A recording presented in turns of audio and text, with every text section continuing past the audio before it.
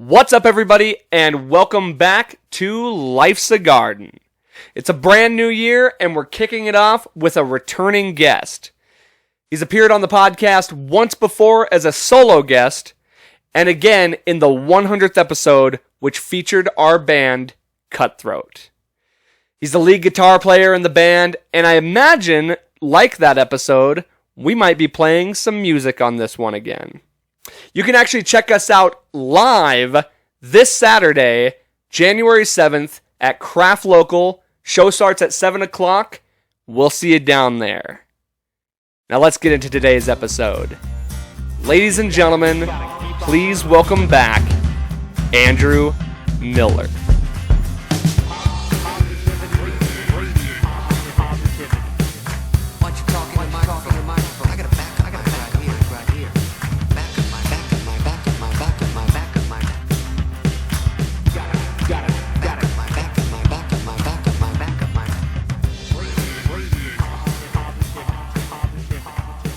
Hey, Happy New Year's, man. Happy New Year's, dude. First guest of the year. Right on. Makes me feel good. Yeah, hell yeah, man. We got, I might as well just ask this right off the bat.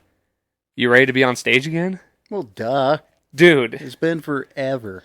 It's been way longer than I thought. I know. September. I know. It's weird, man. Not getting out there as much as we're used to. And Right. Well, but and we'll come back this year and hit them hard, you know. Well, yeah, and that's good motivation to make that many more shows, because it felt like we had more for some reason. No, but it was just a few, just a small handful this year. This year is weird. It was weird. I mean, we got more material wrote at least, but yeah. Well, and that's the other thing too. Yeah. So for anybody who might be coming to the show, stay tuned for some new material. That's right. Some in which, honestly, I think is some of our best. Yes, personally. Absolutely. This new one that we've been working on, man, that is going to be good. Yeah. There's new vibes that we're throwing out there that we've never done before. Which is always fun. I think everybody's going to really like it. Yeah, treading different waters and just trying new techniques and trying new stuff out. And it's honestly, I mean, I'm a prisoner of the moment, of course, but it's honestly one of my favorite songs we have. Yeah, me too. Me too. And it's coming along real tight, so that should be fun to play live and to see the reaction. Yeah. That's what I look forward to the most is the reaction from our fans and newcomers, maybe. Yeah, no, every time newcomers. Anytime we debut anything kind of new, or even if it's a 2 shows new type of thing, anytime we can get people to come up to us after shows and be like, "Oh, I like that new one." I'm cool. That's why we do it. Yeah, well, it's just like it confirms that you're doing something right. Yeah. But yeah, man, I mean, so excited to get back on stage. I've been itching for a minute. Mm-hmm. Okay. We got those new shirts coming too, right? Yeah, and hopefully they'll be there. Hopefully we'll have them for this show. Nice. If not, definitely the next show. But yeah. I would hope it'd be this show, honestly. Because people are pretty stoked about it. I've had a few people be like, I want one of those. Yeah. When they saw the new design. Yeah, me too. I'm excited to have my own, honestly. Me too. So it's pretty rad.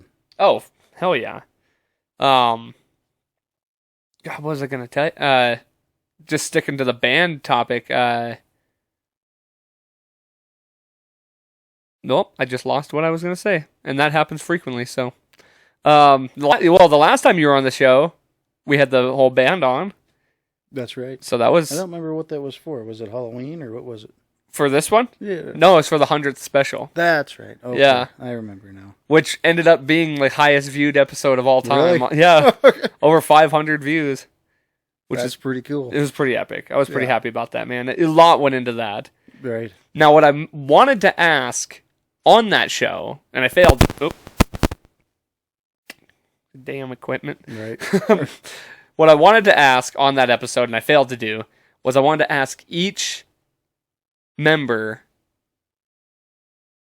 to, in their opinion, describe the other members, or where. And of course, you're going to be the first one to get to answer this. So, not describe them, but more so how you think their role in the band, or like here's just my example, okay? Aaron's the wild one. Oh, yeah. Like if that helps give you some kind of an example here. I'm gonna adjust this again real quick. It might make a popping noise. Yeah. I felt like it was fuzzing. Yeah, no, it was. I could hear it too. But it sounds like it's gone. But no, you're definitely right. Aaron is the wild one, and I do like his I don't give a fuck attitude. Yeah, and I can appreciate that for sure. I think he might take it to some extreme level sometimes. Yes, he does. Like right now, he seems like he's just on a tear. Mm-hmm. Sometimes he worries me sometimes. Yep. But I mean, it's nothing that he's not used to, I suppose, or been around before. Through, yeah, but even still. Mm-hmm. Yeah, he's the only one in the band that I feel like I have to really keep a close eye on just to make sure he's absolutely just behaving. Yes. And what's funny is he surprises me a lot with the shows. Like he shows up ready to go. Yep. And then after Every the show he's kind of off the rails, but it's like, you know what? Have at it. Like absolutely. The job is done. Go have fun. Yep. Go celebrate now. Just don't go to jail. Yes. Do not do that. So yeah, Aaron's the wild one. Mm-hmm. Lucas is, I'm not sure how I'm trying to put this here, but he is, he's like the musical genius, man.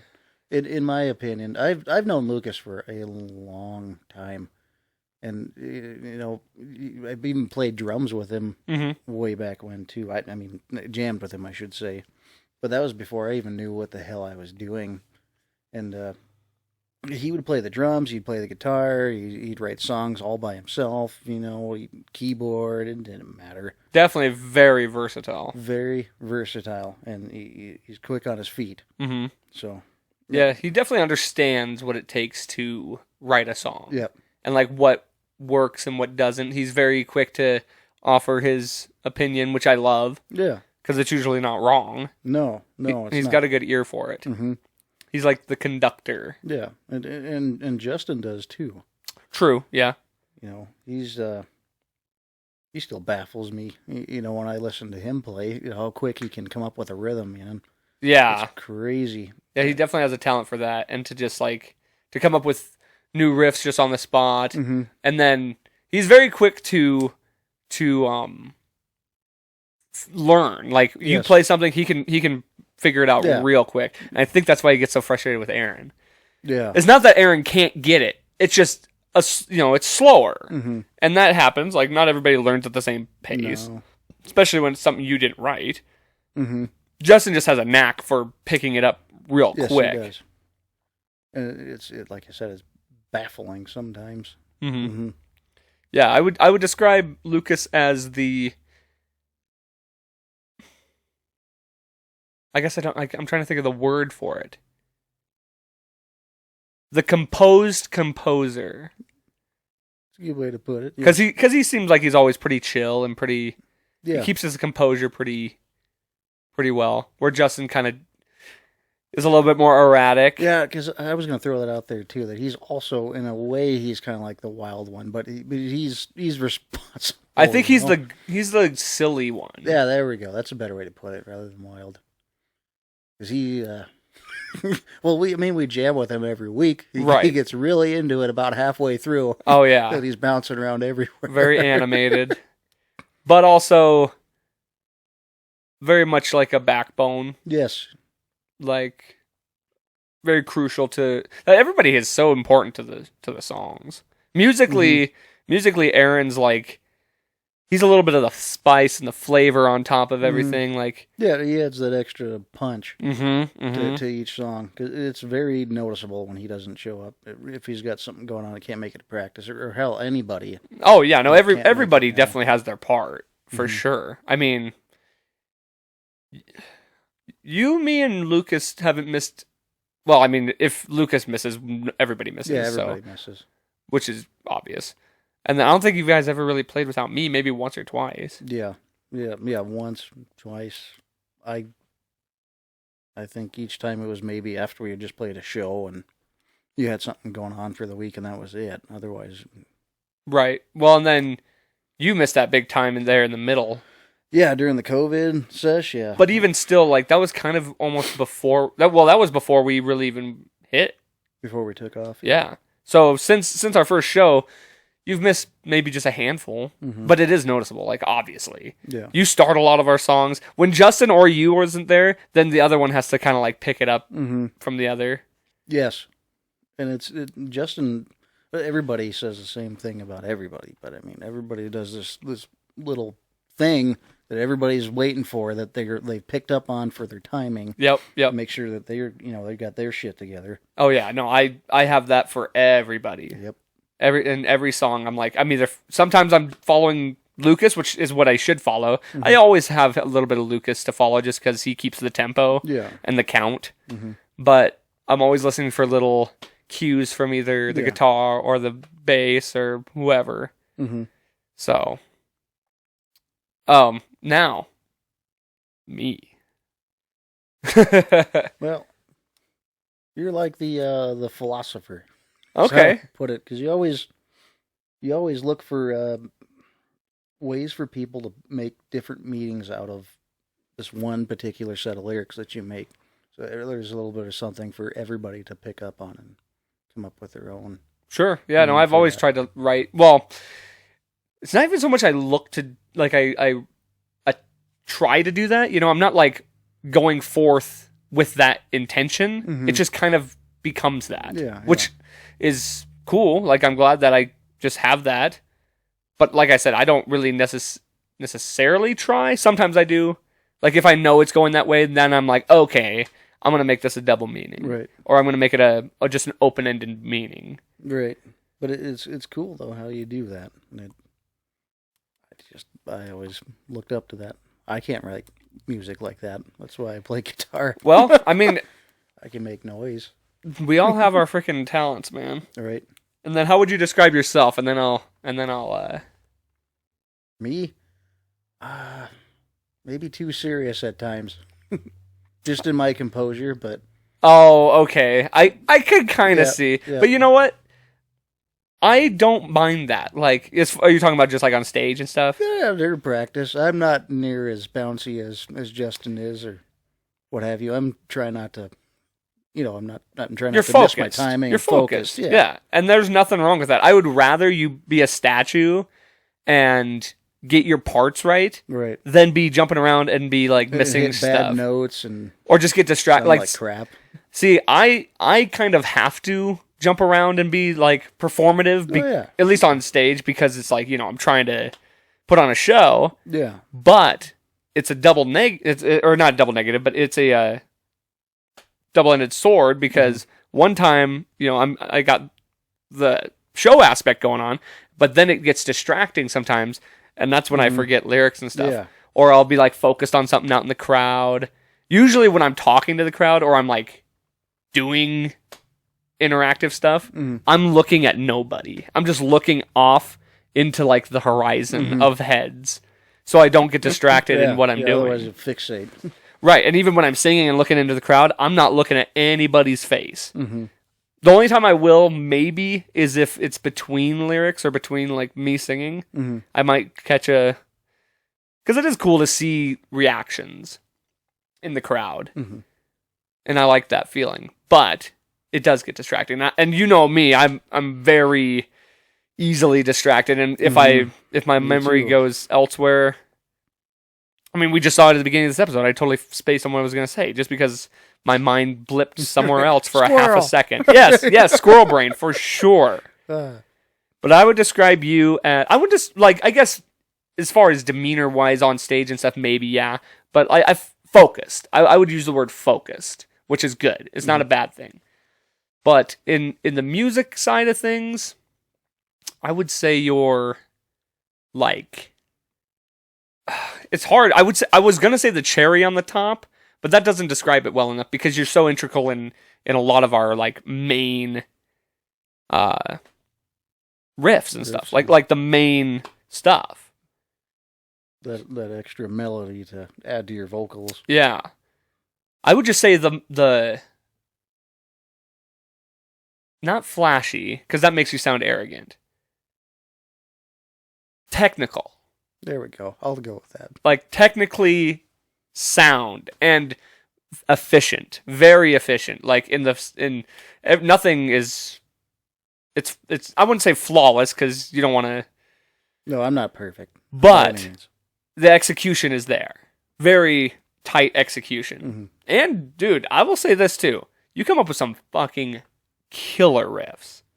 Thank you. Like the amount of times you've just been like doodling around and Justin's like, "What is that?" And you're like, "Well, something I was just come up with." He's like, "What the fuck?" Yeah. Like, why haven't we been playing that? No more secret songs. That's how a lot of our songs came to be. I know. I'm almost certain that's how Killing Ghosts came to be. Yeah, that is exactly how Killing Ghosts came to be. And God, I can't remember which other one, but there's a few of them that came to be just like that. Go ahead. Dying Light was like that. Yeah, I'm pretty sure. Dying Light was like that. So was Heaven's Gates, and Mm-hmm. trying to remember what other ones I was really involved with. We've I had guess I was involved in most of them, but I mean, we've had a few that we played around with and that just didn't happen yet. I mean, there's still time to do them, of course. well, hell, Divine Intervention was one. Mm-hmm. Yep. I'm sure if I sit and think about this, I could probably spout off a few more. But yeah, All That's Left. yeah, All That's Left. Mm-hmm. Yeah, That was. We'll talk. I want to talk about that one later before we. yeah. Surprise, folks! We're gonna play that song later, but Right. it'd be better just to give all the backstory to that one then, because it's just such a perfect storm Yes, it really is. of two separate. I'm not even gonna get into it because we can talk about that then. But yeah, so again, I had something I was gonna say and I totally spaced it, but. So excited to get back on stage, play some new material, get all that back into it. So, Yeah, me too. Like I said in the beginning of this, I can't wait to throw out some of these new songs and show people what we got. And after this, there will be more songs coming. yeah. Oh, that's what I was going to ask you, or I was just still leaning on the music side of things. In the new year. What do you want to see from this band? Like, I think we all can collectively come to agreements on a lot of things, but I'm just curious what you particularly want to see this band do in this next year. We already talked about definitely playing more shows. That's a for sure thing. But I guess this, what I'm thinking, probably goes along with that. It will be inevitable because of that. I wouldn't mind seeing more recognition. Sure. Yeah. But, and I think at some point it'd be cool if we put out, whether it's an EP or maybe we have more than enough songs to release an album. Yeah. To everybody to listen to, and whenever's best. Yeah. No, I think recording is a must this year.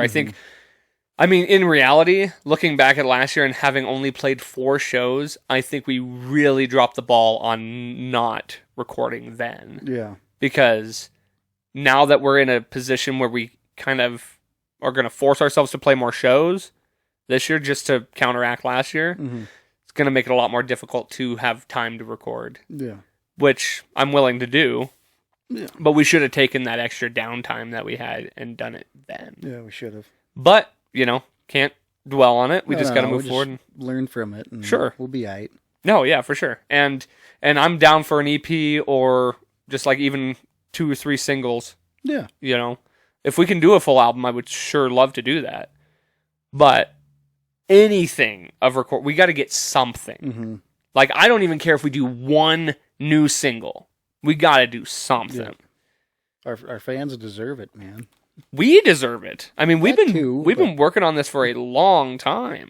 Like, I think we deserve the satisfaction of getting our voices out there, getting our sound out there, getting the message out there and all that. I think we've earned that. So. I agree. God, you think about it now. We're coming up on, what is it, 3-4-ish months away. It'll be coming up on 4 years. Jesus. When we first got together. And started jamming in that horrific basement of mine. In the Dahmer basement? In the Dahmer basement. God. But yeah, that you're right. That was almost 4 years ago. Yes, it was. That's bananas. It is to sit back and think about it, like, holy shit. And in August it'll be our 3 year from our first show. Because yeah, we probably jammed for a good 9 months, 10 months before we actually had our first show. Yeah, I think didn't COVID ruin that for us? It did, yeah. It would have been a lot sooner. It would have been 9 or 10 months, and then COVID hit, and we just basically spent the next year writing. Pretty much, yeah. So, which was good, because then when we did play, we had a whole lot more songs to show everybody. Oh, yeah. No, and it really did tighten us up. And not to say we weren't ready then, but we were more ready later. So, recordings, shows, adoration, or I won't want to say adoration, but more recognition. Yeah. What else? Anything else? Here's one I'll add. Just in the same thing for shows. At least one road show. That's where I was going to go next. It'd be cool to make it outside of Billings to, further our reach. And that's where I think recordings is another nice thing to have. Because even if we have one solid single... Oh, yeah, that can hit everywhere. Yeah, and we could could hand that out as like a QR code or something like that and be like, here's our song if you want to check it out. People just scan it and boom. Mm-hmm. So, or we can give out a physical CD, which would be great. Mm-hmm. But the number one thing that people are going to ask us is, where can we hear your music? Yeah. And if we're like, sorry, right here, you just did. You just did. We have this one video on YouTube. Which is cool. It's cool, but it's kind of tricky to find, if I remember right. It is, yeah. So it would be nice to have something physical you can hand out and be like, here's our stuff. Check it out.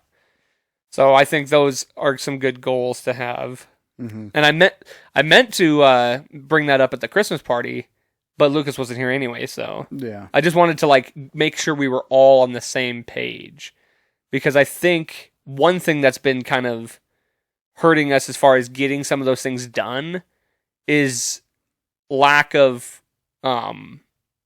keeping each other not in check, but in motivating each other. Yeah. And just if we all have the same goal and vocalize and be like, hey, are we gonna get some recordings done? Hey, who's getting a hold of a producer? Who can we talk to? And everybody's kind of proactively engaging in those goals. Doing their job, for lack of a better term. Yeah, well, and if we just kind of keep talking about it amongst each other and bringing it up and making sure that we're all feeling that same way, it'll motivate us to do it, I think.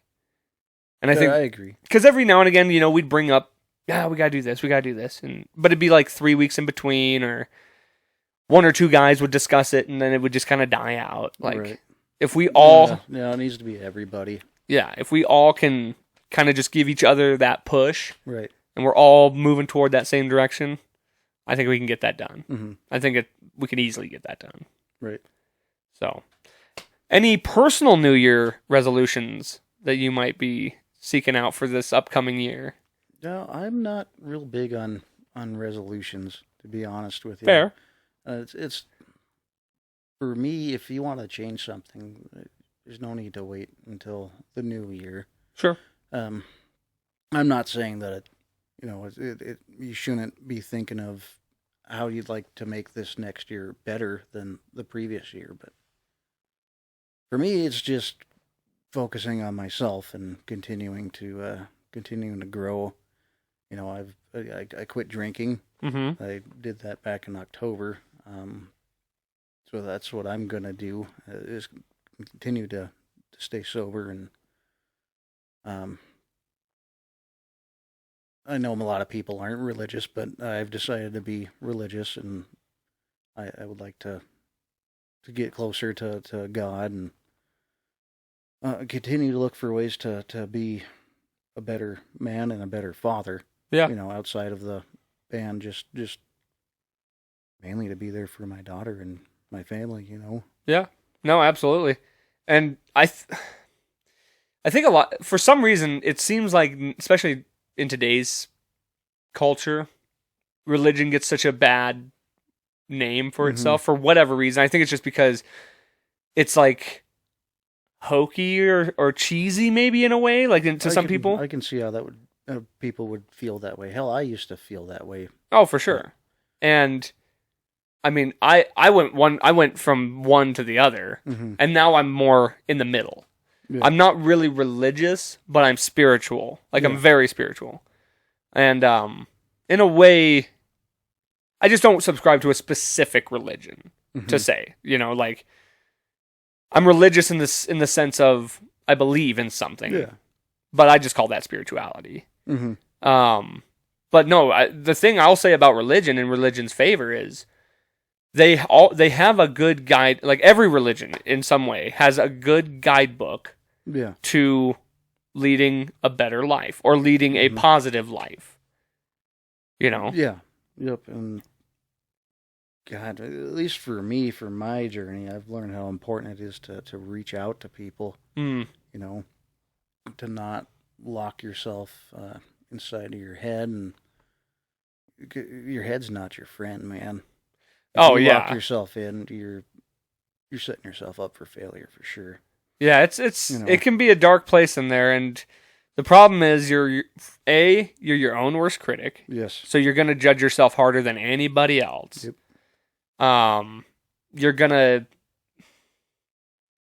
Your head likes to come up with scenarios that aren't realistic. Yep. I've found that. And repeat them and add to them and repeat them. And yeah.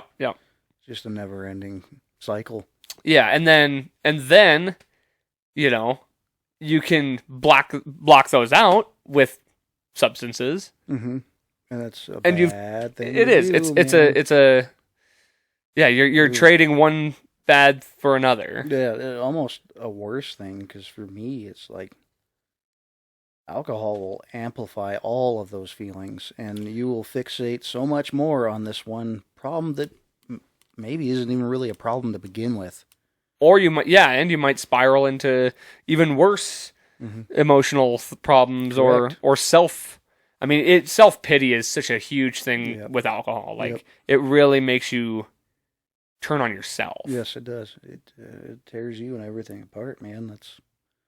I'm not going to go into detail, but it's like, man, I really screwed up a lot of things with my alcohol addiction. Sure. I lost my family over the whole thing. Just, it was bad, but I can't sit there and fixate on it.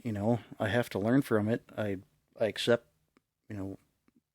what's happening to me now and what I'm going through is a result of my addiction. And, well, I mean, you're doing what you can do, man. Right. Like, you can't fixate on the past because the past has happened. Right. You can only... You can't close the door on it either. Sure, no, you have to learn from it. It's a part of you. Mm-hmm, absolutely. You have to know it's there, and you have to learn from it. And it seems to me you're doing what you feel like is best for you, and only you know what's gonna be best for you. Yeah, that's a whole nother thing. You can't let anybody else guide you. No, you're gonna get your life and your path to walk. Right, and you're gonna get, I'm sure you're gonna get, or have gotten, several people who tell you, yeah, this is what you need to do. This is what you need to do. This is what you need to do. And in some ways are positive, yeah. Well, and even if they're positive or not, like, not all positive routes are the right route for you. No. But you've got to pick and choose what is best for you. And it's not bad that people are, trying to just look out or trying to maybe help. But in the end, like you said, you have to be the one that decides what you're going to do. Yeah. What doors do you open up and walk through? Yeah. And some of them are going to be real hard to do, but you just got to remember why you're doing it and remember that you're not alone. That was a huge thing for me. That was a big eye opener. It's like, wow, there's other people that do this too. Yeah. Not the only one. Yeah, I mean, wow, there's a lot of people that actually do care about me. Oh, wow, my God. Well, and that becomes easy to forget when you're not, looking for that. You just kind of, that was another thing too, is you kind of lose sight of that too when you're lost in addiction. Mm-hmm. You kind of take everything for gratitude, and in another way, for me, alcohol, like I said, it changes the way you think, the way you see. You'll find I'm going to use quotation marks, but a problem that wasn't really a problem to begin with. And alcohol, again, amplifies those feelings. It changes the way you think. You begin to fixate. That pours out in ways that you never intended for it to. Mm-hmm. And just your alcohol, it's evil, man. It wants everything from you. Yeah. If you let it get away from you, it's sure. Well, and trust me, I've seen it firsthand from me. I personally didn't start drinking until I was 23 because I was afraid of who I might become, because like from what I had seen out of my family in a lot of cases. And then of course I was like, well, we'll roll the dice on that. And honestly, I'll say this. In some ways, I have found alcohol to get away from me from time to time, and I don't like it. Like I certainly have never enjoyed the feeling of being out of control. No. Not having control. Because I've always been, in lesser words, a control freak. At least when it comes to like, I want to be able to make sure I'm safe. I want to make sure that I'm, able to take care of a situation should one arise in a moment. You know what I mean? Yeah. Or drive home safe. Yeah, that's pretty important. Simple acts as driving, and not only for myself but for everybody else on the road. Yeah. Yeah. So I've found, and that's why I do like the sober Octobers and stuff like that, just to remind myself that this thing doesn't control me. Yeah. Like I can live without it. And then, I plan on really slowing down in January because this whole last month kind of got away from me a little bit. Yep.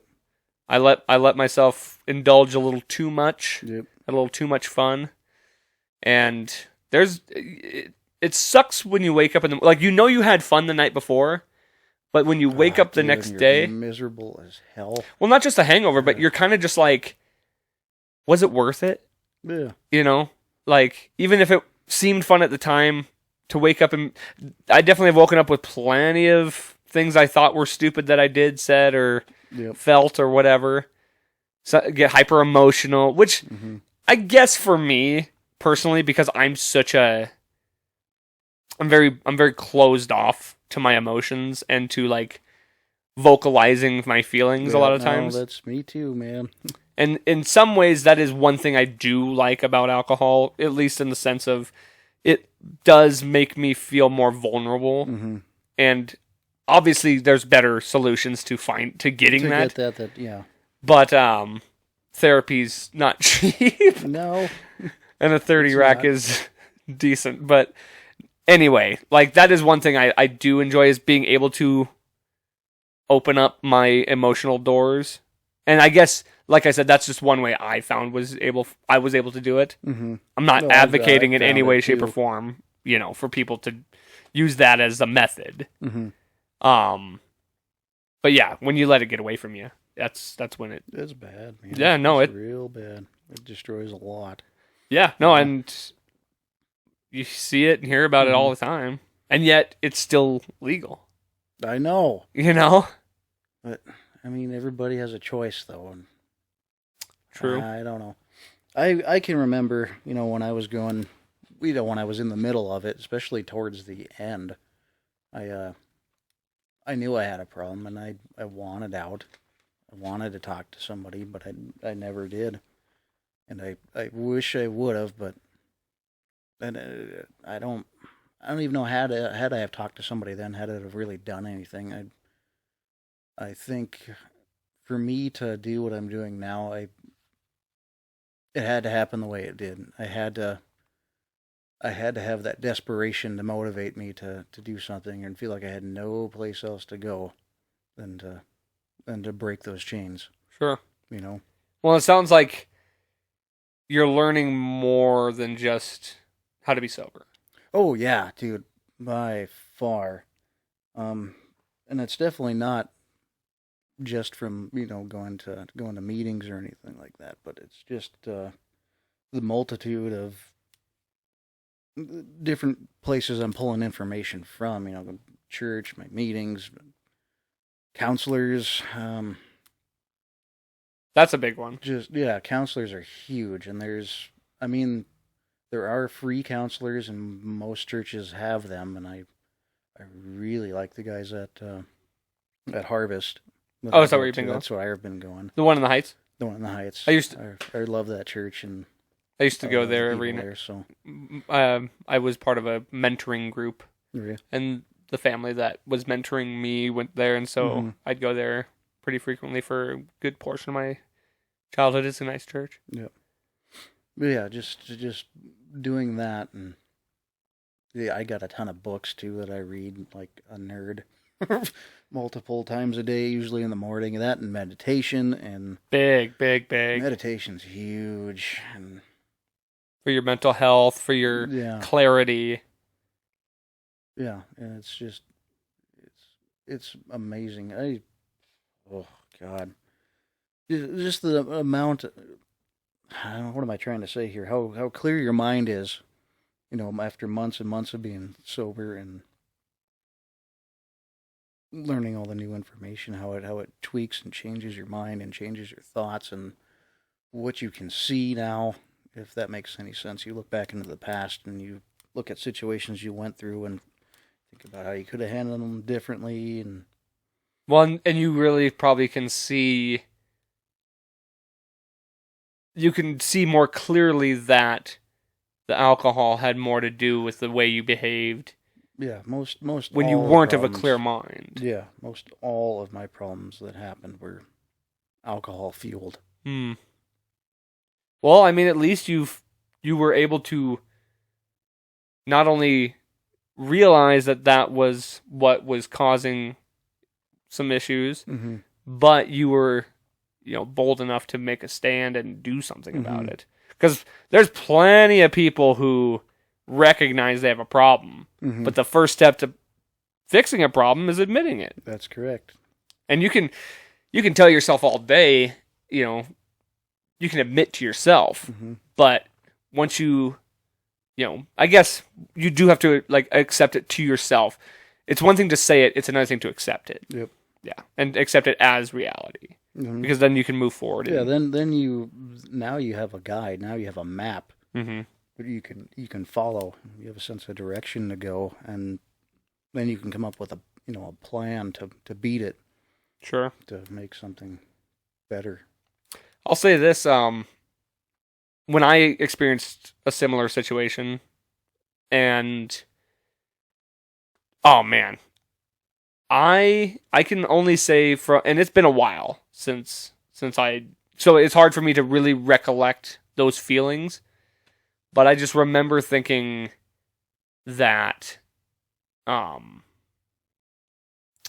it was just one of the most tumultuous times in my mind, just the battle. And I went the other way. I dealt with it by drinking more and by just drowning my sorrows away. And so at least you're confronting your problems with a solution. Right. No, I've done that before too. What you just said, I've tried burying down my problems with alcohol, and it just makes the situation worse, man. You don't give yourself a chance to recover. Yeah. Not really, because you're just, again, you're amplifying everything that happened to you. All those feelings, you're just piling them on top of each other, and you're just locked inside of this cage that you've built for yourself. Yeah, you're not giving yourself time to reflect. Yeah. You're shutting all that off. Yep. And I know for a fact I've been able to look back, and before all that went down for me versus today, that was a turning point for me. In some ways good, and in some ways not. The good being I learned a lot from that experience. I learned just a lot about myself. I learned a lot about people and what's important and what's certain things like that. But I lost like there's a part of me that got lost that I've never been able to get back. Mm-hmm. And I don't know if it was just because of the devastation mentally, the toll I took, the amount of self-hatred I had, or the amount of, beating myself down, or just my anger to the world. I don't know. I can't tell what it was that broke me and and I haven't been able to fix. But like, I felt like I was funnier back then. I felt like I was more outgoing, more motivated. And not to say I'm none of those things now, but I'm not to what I was then. Yeah, you're different, inevitably different. Right. It changed me for sure. And like, I'm still trying to get back to that, to where I felt more free, and like now I feel like I care too much what everybody thinks, because I don't want to rub people the wrong way. I don't want to hurt anybody's feelings. Not to say that I want to hurt anybody's feelings. Right. But you want to create a decent image. Yeah, and I also want to kind of get back to that, like, no fucks. You know, where it's like I can feel free to express myself without feeling like I'm stepping on somebody's toes. Because inevitably you're going to step on somebody's toes no matter what you do. You can't please everybody. No. But I have this weird mindset now where I feel like I have to please everybody. And so therapy is 100% on the table for me. And it needs to be, because I think that would help a lot. Oh, man. I mean, you have insurance, right? I do. Great news, our insurance pays for that therapy. What? You just got to pay the copay, the $25, $30 copay, and bam. Blew your mind, huh? Well, 2022 could have been a whole lot different if I knew that information. No, it's true. I made those phone calls before I ever went, and yeah. Wow, I did not even remotely think about, and I barely ever use my health insurance. Well, son of a bitch. That's really good to know, actually. That might be something. Well, I'm glad to know that, honestly, because that might be something I really push for this year. It's very, very helpful, man, because those guys, of course, they make you feel welcome, and that's the biggest thing when you're going into a room like that, to talk about things that you don't talk about with anybody else, But they're really good at helping you to see. They don't beat you down, but they just kind of shine a light over here where you weren't looking before, whatever your situation might be, and help you to see what you've been missing this whole time. You're like, oh, okay. All right. You're absolutely right. Okay. Now I feel like I can do this a little bit easier. Yeah, well, I feel like I've made some decent personal observations about myself, but I feel like they don't stick because I'm not having somebody else isn't making those observations about me. So it's not making me want to change or want to at least accept some of the things that I've discovered about myself. Yeah. Or my past, and why I feel the way I do about certain things. Because if you can get closure on things, you can let it go. Yeah, you can let it go, and you can move on, and you can grow. Right. And that's what I ultimately want. Yeah. So, but man, I am glad that you're taking the steps that you have been to get to Thank where you. you think or to where you want to be, Yeah. and what you think is going to help you out. And hey, you know what? I'll say this right now. I'm proud of you. I'm proud that you've been able to do this. And you're not alone in this. No. You got friends, family. Yeah. And I think that should be said, too, for anybody that might be listening to this, is we've all been in that situation where you needed help. You knew yourself you needed help. You knew you had a problem. You knew you needed to do something about it, but you didn't. You didn't know how to express your feelings, and you didn't know how to reach out for help, or maybe you were afraid. But just do it. Just reach out. There's a whole team out there, a whole army you'll have behind you that's right there with you, that's going through the same struggles, that will help guide you through your darkness. Well, and honestly, if you were to reach out to somebody and try and express your struggles and how to fix it and stuff, and they weren't receptive, are they really your friend or somebody you want to have in your life? Yeah, Like, no. I mean, if somebody's really going to sit here, and if somebody was going to sit here and be like, oh, fuck it, just keep drinking, you know, it's like, they're not helping you. And that's another thing, too, is you'll learn pretty quickly who you can keep around.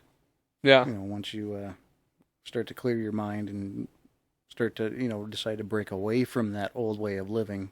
Sure.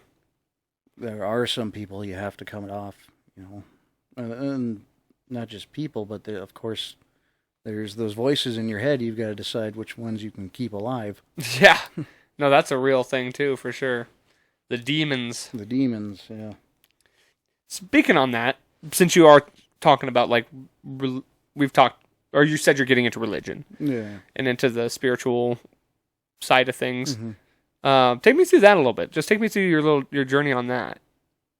Well, it's how I got there was pretty much the same thing. Like I said, I had lost my family over it, and I just kind of gave up one day. I was just hurting really bad, and just kind of threw my hands up and said, "Oh, okay, God, I'm giving up. I'm giving my life to you. My way of doing things isn't working.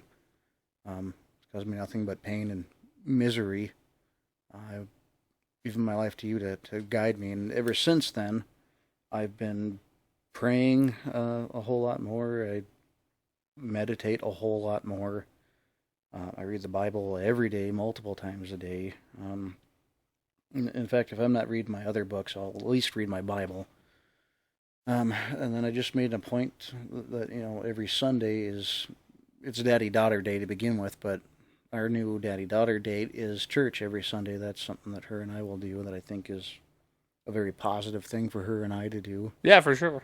So, but that's, I guess, the real extent of it. And like I said, I've reached out to counselors and dealt with them, but there's always, what I enjoy about church is, again, it's the same thing, that you find out that you're not alone. And community. Daily struggles, and how you feel about yourself in life, or so to speak. There's others there fighting that same battle with you. There's always something something that you can pick out of each sermon that really hits you. It's just God speaking through the pastor up there, and it just hits you like you almost feel like you were standing up there staring at him, like you and I are right now having a conversation with him. And you're like, whoa. Well, and for anybody who mocks people who, because I've been guilty of this too in my past, mocks people who are hardcore religious or really devout religious. Anybody who like mocks that and like looks at that in a down way, just because it's not for you doesn't mean somebody else isn't getting something out of it. Yeah. Like every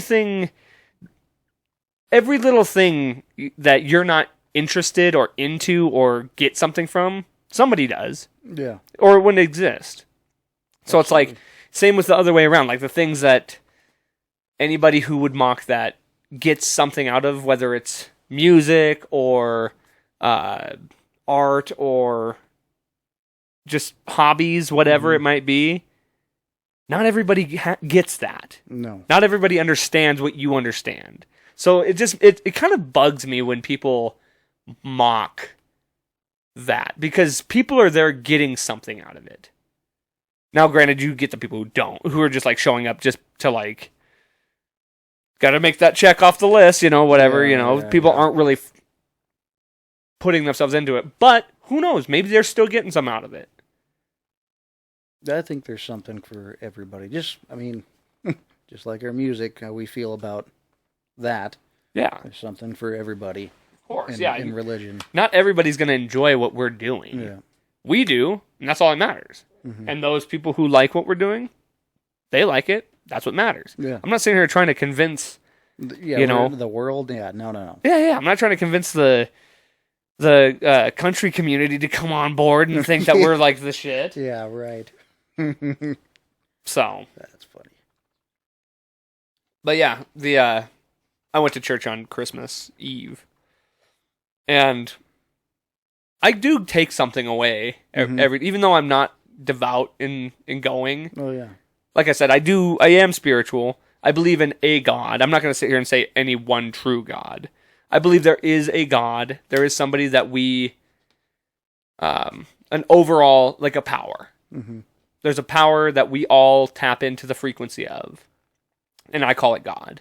Yeah, I do too. You know, and whether it's somebody or, you know, a physical force that we can, well, I don't know if it's a physical force, but you know what I mean? It's hard to explain. Yeah, it's a spiritual force. Exactly. You can feel it. You can feel it, yeah. And honestly, every time I've kind of like gone to church and felt some kind of message or something like that, you really feel it. You feel that message, yeah. Yeah. It and hits that's you. the spirit. Mm-hmm. And I believe in all that stuff, for sure. The one at the Christmas one, they were actually talking about fathers, which was crazy, okay? Like, because I just lost mine not too long ago. My buddy Pow, who is sitting right next to me, he never knew his dad. And basically the message was talking about how God gave his son, and they were talking about like the father-son relationship, things like that. And I can't exactly remember the full message off the top of my head, but man, I was just sitting there like, Jesus, he's just talking right to me. Yeah. It's crazy how that happens, man. Yeah, no, that one struck me pretty well, and just talking about giving gifts during Christmas time, and that God gave the greatest gift, his son, or him in flesh, right? Is that how they? Yeah, him in flesh. Yeah. There's some cool stuff with religion, I will say. Mm-hmm. I'm still learning. I've never read the Bible before until now. That's what I was going to ask you. I was going to say, what was your if you had any prior engagement with the church or with any kind of religion at all before? I did briefly. My girlfriend at the time, it was when I was in high school. Her mother wouldn't let me date her unless I went to church with him. Oh, so I okay. did it. Okay. See, so that's one of those examples where you're just showing up for alternative purposes. But even then, though, I still felt messages hit me while I was there. It was like, I don't know, the more I went, the more I could feel and pull from each service, you know. I don't know how to explain it. I get it. So it was a positive thing, and it did, I didn't realize it then, but at the time it did open the door for me to connect with God. Because I could hear his voice even then, but it's not, I want to say it's not anything like now. Now it's, well, because you're trying to tap into it closer. Yeah, I think that's the case. Not only are you trying to make that connection, like you're actively trying to absorbing. Yeah. But you're focused, I mean, that's your goal, you know. So it's going to make it easier for you to, and you understand it, I think, more. You're definitely more mature. Or you're understanding it more as you learn about it and as you become closer to it. You're learning more about it, so. Yeah, definitely able now, anyway, to take that information and actually understand it and do something with it, you know. Mm-hmm. Another thing, too, that always kind of confirmed my spiritual suspicions was in death, I've always felt, so I've always been afraid of death, right? And then in when dealing with death, some point in there's comfort. Mm-hmm. Like I somehow find comfort, and I feel this overwhelming relief of like something, like it's okay, like this is okay, like it sucks, but it's like getting touched by the spirit in a way. Mm-hmm. Like I understand that this, there's more to this. Yeah, and God, for me, my I was really close to my grandmother growing up, and she passed away, I think, I want to say it was 2015 when she finally passed away, but it was just like what you're saying. It hurt, it sucked, but even till this day, I still feel her. Yeah. You know? And it's just like her way of letting me know that everything's okay. She's okay, and still she's here. Still here with me. Yeah. So that makes me feel good, you know? Yeah, and I've come to realize that death is not anything to be afraid of, because for one, we all have to go through it. Mm-hmm. Like, that's something that everybody has in common. And in reality, it's not like we have to die. We get to die because we got to live. Yeah. You know, it's like living is a miraculous thing in itself. Mm-hmm.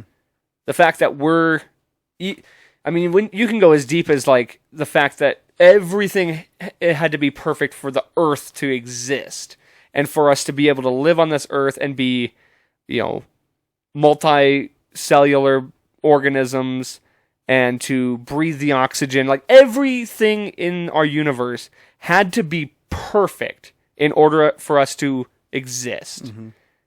And then on top of that, we were born, like, for us at least, we were born in the most technological time, the most advanced time, theoretically the most peaceful time. Mm-hmm. And it's like, what a miracle in itself to have been able to do this. Yeah. So we get to live. So in the end, it's like I'm starting to look at death like, oh no, I don't have to die. I get to die. Yep. Which is like, it's the closing chapter of this miracle that was my life. Mm-hmm. So I'm not looking forward to death. No, I don't think anybody does. But it's something I'm becoming less afraid of, because I think that's how you should look at it. Because think about all the possible people that never got that, you know? Yeah. Overtaken way too soon. Way too soon. Yeah. It's like, that's how I'm going to look at it from now on. It's like, I get to do that. Yeah. I get to do something that many of people probably never got to, or like many possibilities of people never got to. Yeah. Because like, I heard some statistic on like the amount of people that have existed in history. Like, they can kind of roughly estimate. And when you think about that versus like the amount of time of the universe, and like there's this whole math equation. Basically, it came down to like, humanity barely exists as it is. So the fact that we do is just something we need to treasure in itself. It's mind blowing. Yeah.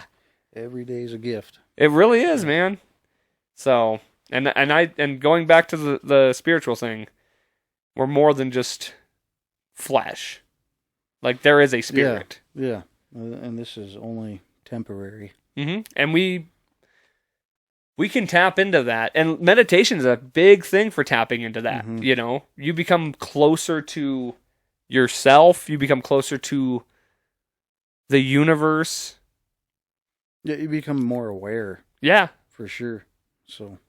And you're outdoorsy on top of everything, and getting outdoors really makes you closer to that. Oh yeah, no, it amplifies all those feelings. And I'll be honest, I mean, I have been slacking in that department on getting out and being outdoorsy, but that will be one of my goals, is to get back into that, you know, to find other positive outlets rather than, you know, cracking open a can. Well, I mean, I'm not a nature guy myself. I think I've expressed that to you pretty well, like you and everyone else. I hate nature, but I get the benefits of it. I understand why it's beneficial, but it does want to kill you. It does want to kill you, and I'm not trying to hasten the process of dying. Right. I was going to say this too. In addition, though, you do look healthy as shit. Man, I dropped so much weight just to start, and I haven't worked out. I've maybe worked out 4 or 5 times since this whole thing, but no, when I quit, I was 255 pounds. I weighed myself this morning. I'm 216 pounds. Damn.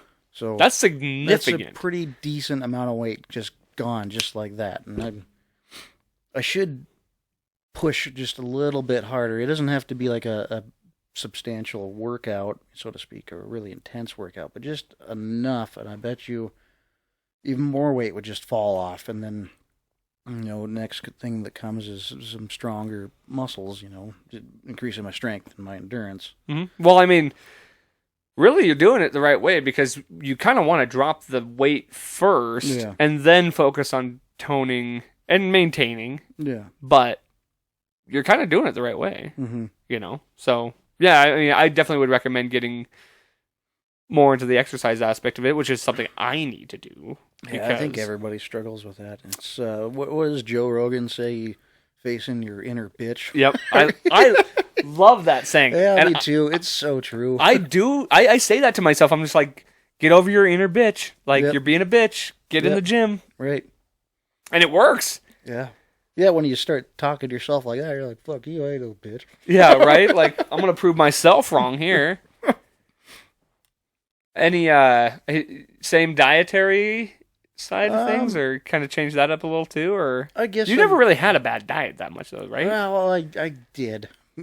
And I can't say my diet's all that great now, but I'm more aware of, I don't necessarily count calories, but I'm more aware of what I'm taking in now. And carbs too. Like my diet used to be carbs, and more carbs. That's the number one. All the bread, all the pasta. I get that. I love all that stuff. Me too. But no, I don't really eat. I'm not saying I cut them out completely because I certainly have not. But I don't eat them as much as I used to. But you cook a lot too, though. Yeah, Have you been still cooking? I cook occasionally. I don't cook near as often. It went from me cooking, I don't know, almost, I don't want to say every day out of the week, but at least 5 or 6 times out of the week. Now I might cook once or twice out of the week, sometimes 3.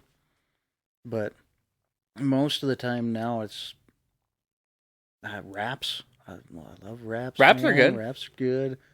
And then rice with different veggies, and I love chicken. It's usually always chicken that's in it. But there's so much you can do with just those 2 ingredients that kind of keep things not so bland, monotone. That's what I want to say. Yeah, bland. But I guess that's a lot of it too. It's just cutting out a whole lot of the carbs that I used to take in. There's a demon because they're so good. So good. Yeah, I used to make pasta like crazy, and pizza, man. It used to be pizza all the time, and I got into making pizza, so it was like my pizza addiction was just as bad as my alcohol addiction. Gotta go to Pizza Anonymous. Yeah. No, but yeah, just cutting out the carbs and trying to be more aware of what I'm actually putting into my body has significantly helped. Oh, and that'll make you feel, that's just more positivity adding to your mental, physical health, and that's just going to be productive moving into all that as well. Yeah, absolutely. Because those Sober Octobers, man, those are some of the best I've ever felt. They're big eye-openers, man. It is. Huge eye-openers. I need to probably just maintain that. But yeah, there's nothing wrong with doing it every once in a while, as long as you can, keep limits on yourself. For sure. Then you can do it. But yeah, discipline. You gotta be disciplined. Discipline is a good way to put it. I am like a whole lot of others where I don't have those limits. 1 to me is just, that's just getting started. Hell, 2 is like the same thing. Even 3 sometimes is like, all right. Mm-hmm. Now we're ready to maybe start. It's just not good. Sure. It's better for me and others to just not. For sure. Well, you want to play some music? Yes, I do. Let's do it. All right. All right. We are going to sing, or going to perform our song, All That's Left.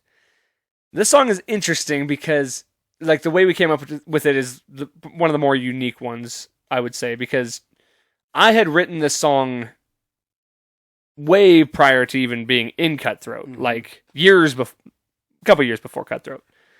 And I had actually written this song about a breakup. It's kind of just about dealing with any kind of heartache. It doesn't have to be about a breakup. It could be about, I guess it is kind of more specifically about that.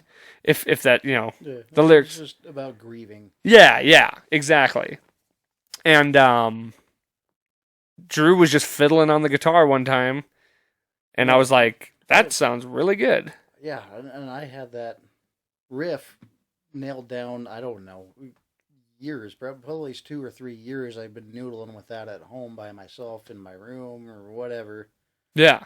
And it's just like, hey, I got this riff. Hey, I got these lyrics. Yeah, you started playing, and I was just trying to kind of fit it in there, and I had to adjust a little bit, but it ended up just working so perfectly. Mm-hmm. So, fairly befitting. Let's. But yeah, I would go as far as to say it's one of our best songs that we have. Yeah, and it was like meant to be. Yeah. We didn't write it to, like, we did write it together. We've perfected it. Mm-hmm. We put our pieces together and made it work. But just the fact that you had that already in your bank. Yeah. I had this song kind of just waiting in the wings, and then just lo and behold, they matched up beautifully. Mm-hmm. And in reality, it's the best song we could possibly do in an acoustic form. Absolutely. Like, I don't think we have. There isn't another song that we could do acoustically. I mean, we could, but not to like not to this level. Yeah, this can be done perfectly in both forms. Mm-hmm. Yep. So, with that being said, ladies and gentlemen, To the Lost. Or not To the Lost. Did I say that the first time? No. No. All That's Left.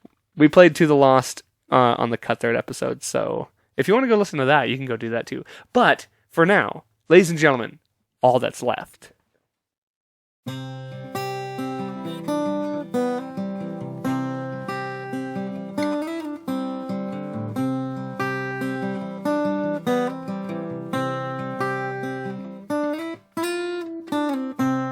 Trying to be everything you wanted, but then it turned to gray. The fires burned down from where it started, with ashes in the way. And you'll find me sitting in grief, nothing to do, nothing here left to lose. This is all I have left to give. I promised the world and offered my life, then you turned it away for him, with nothing to say, and all that's left is me.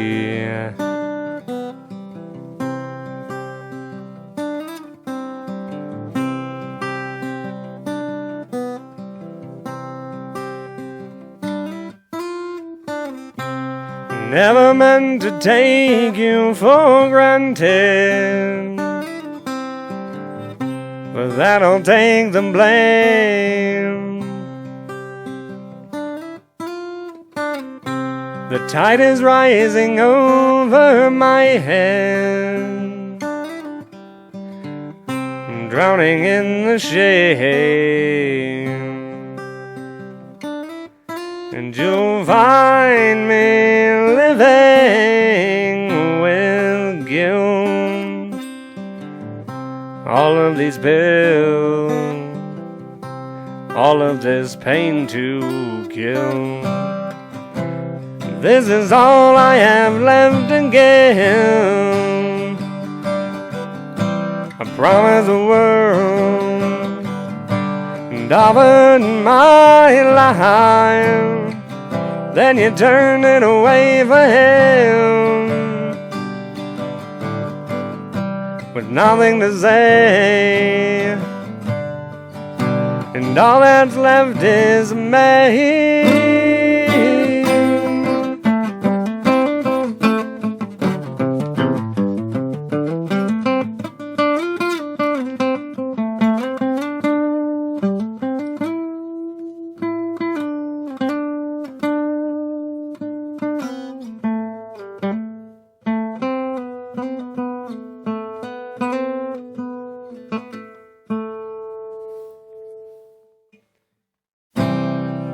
This is all I have left to give.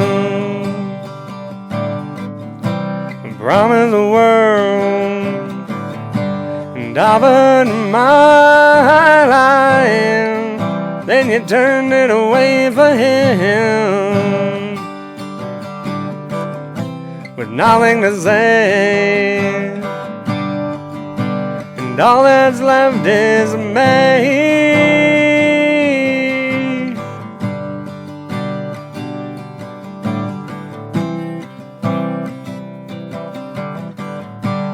And all that's left is me.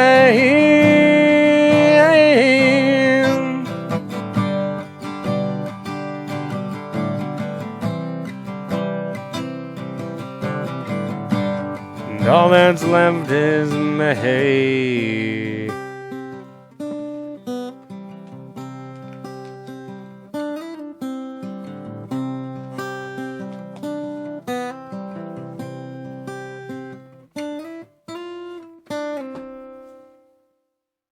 Nice. That was good. Probably messed up the. I probably messed up the timing there at the end, but I don't know.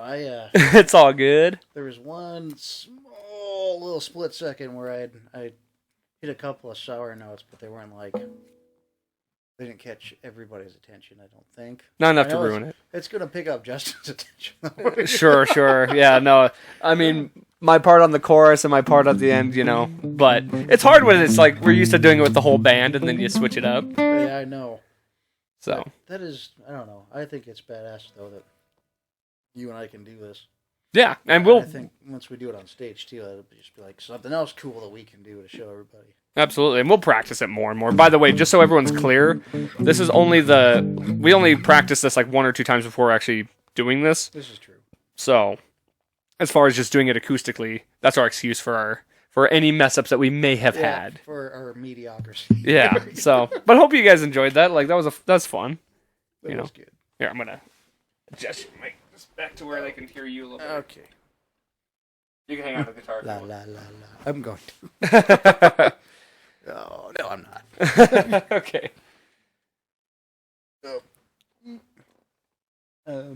Thank you. That'll be fine. You can just lay it right there. It should be good. Okay. Maybe. We'll go right here. Yeah, that's better. There we go. Good girl. Cool. Hello. Right on, man. That was fun. That was fun. Only the Yeah, you were involved in both musical performances on the show. I was. Yeah, like I've had other people bring guitars and just fiddle on the guitar. Mm-hmm. You played some guitar. I did that too on the first one I ever did for you. Mm-hmm. But like as far as getting to sing too. Yeah. Cool. That was fun. Yeah, that's a good song, man. That's a deep song. Yes, it is. Very deep emotion, and I mean, not to try and bring this up again, but like it's just here's another like crazy, similar, full circle type thing. You came up with that riff.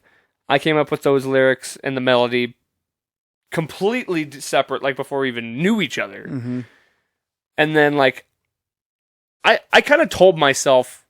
I questioned whether I even wanted to use that song because I had since passed those emotions. I had been gotten over how I felt during that time. And then I decided I was like, you know what?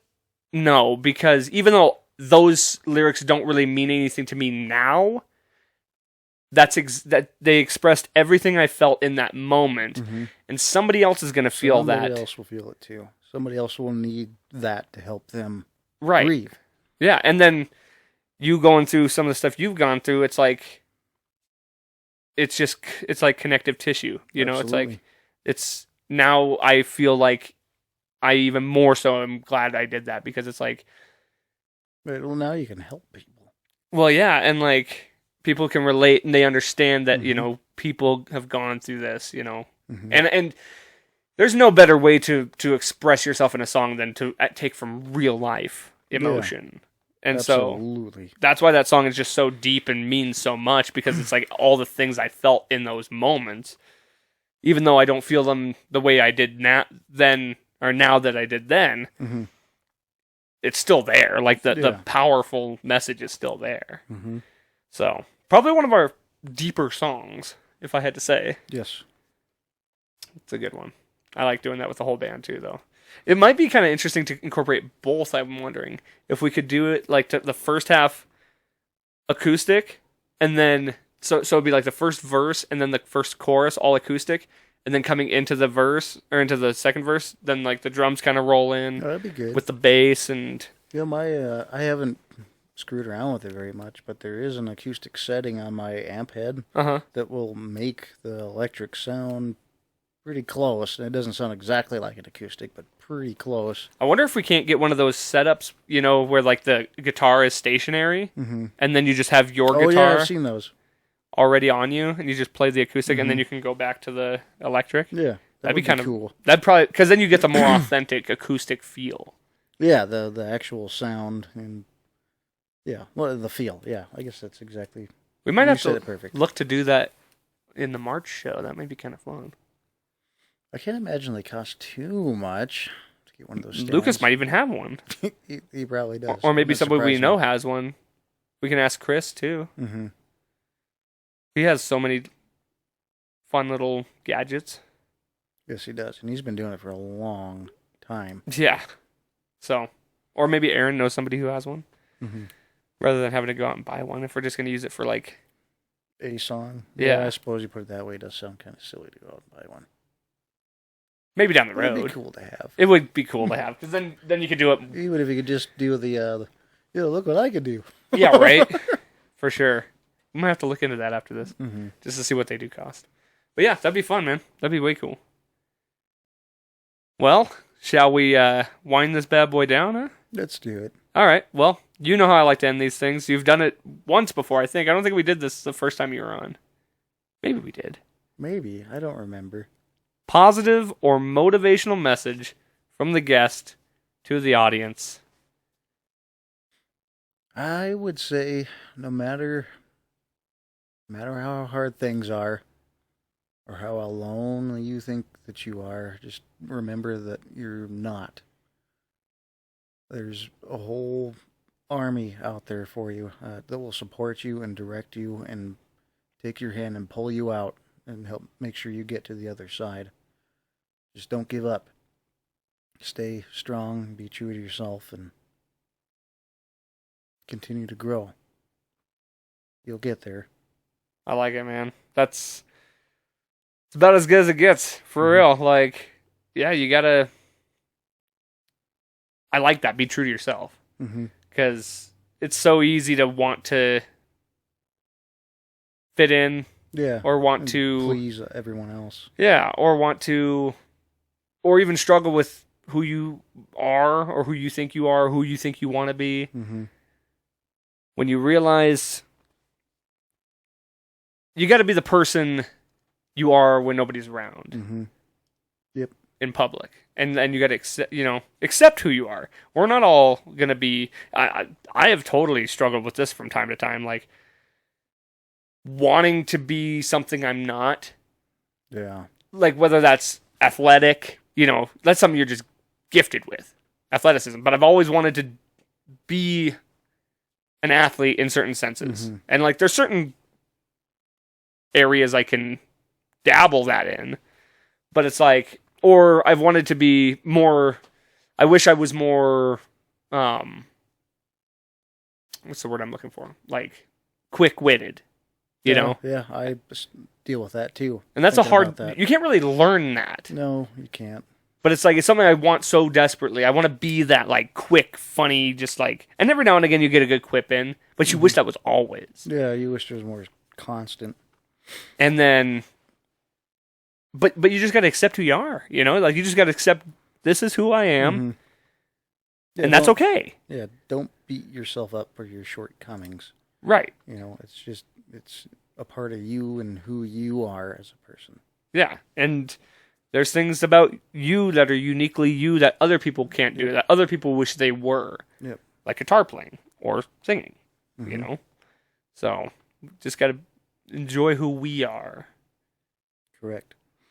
Yeah, and don't ever give up. Nothing's ever worth giving up on. No. It's just what you're going through is temporary. Mm-hmm. Things will get better. As long as you continue to do the work to get yourself there, they will get better. Yeah, stay focused. Be determined. Don't fall into a hole. Yeah, do not isolate. Yeah, that's a big one. Isolation is huge. Don't reach out to anybody. I mean, if we know each other and you have my number, reach out to me. Anytime you're feeling down, reach out to me and I will be there to lend you a hand. Same here. And help you get through it. But whether it's your mom or your dad or your best friend, your aunt, your uncle, acquaintance even, just some of you feel confident in confiding in, or reach out. Because even that's just big. Just to vocalize what you're going through. It's huge. But I assure you, you are not the only one fighting battles, and they will help you. They will help hold you up when you feel like you can't. Absolutely. Right on, brother. Well, thank you so much for coming on. Do appreciate you. Thanks for having me, man. Of course. I always enjoy being here. Yeah, this was a fun one, man. I think we made some real good. We had good conversation. We had good talk. We had powerful messages, and some good music. It's some good music. And if you all want to hear more of that good music, this Saturday, September 7th, 7 o'clock, Craft Local. September. Did I say September? What is the matter with me? January. I haven't even been drinking either. I swear to God, in the intro I said it right. Let me smell that. I'm kidding. I'm glad you heard it. January 7th, this Saturday at Craft Local, we'll be playing alongside Pressure Knot, Juniper Black. Yeah, Juniper Black, and My Last Dime. Yes. I'm excited to hear those two. I have not heard those two live yet. So me neither. So that'll be fun. So come on down, support us. We might have new t-shirts. And follow us on Facebook and YouTube. Follow the band Cutthroat. And follow Drew, too. He sends you funny things in the DMs. Funny. Sometimes. Yeah. Or maybe something special. Thank you guys for watching. Make sure to never forget, life's a garden. Dig it. See you guys. You've got